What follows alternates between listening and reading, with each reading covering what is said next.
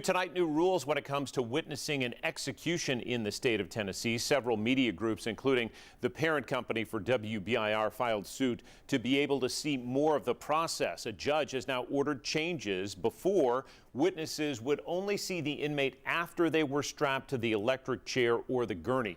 That's when the curtain would rise in the chamber. Now, witnesses will be able to watch the moment the inmate enters the execution chamber all the way until a doctor declares that inmate dead. A lawyer for the Reporters Committee for Freedom of the Press says it's an important step for the public to understand what happens during an execution. When the state executes people under the law, it's important to make sure it is done in a humane way, that it is done in compliance with constitutional standards, and this increased access allows for more oversight of that process.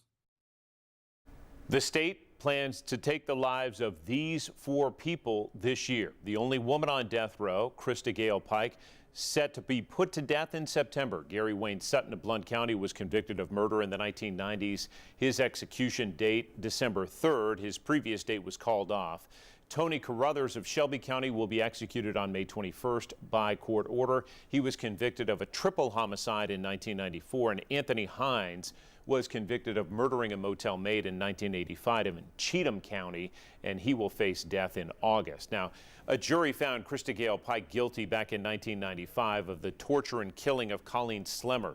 They were both students at a job training program in Knoxville.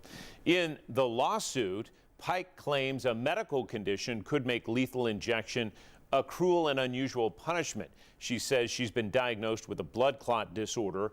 Pair that with a lethal injection, and that could cause her lungs to fill with fluid. State leaders say people on death row convicted prior to 1999 can request the electric chair, but Krista Gale Pike says forcing her to pick a method of execution goes against her Buddhist beliefs. Prosecutors say she led a brutal attack with her boyfriend at the time, Daryl Shipp, on the UT agriculture campus, taunting the victim before killing her.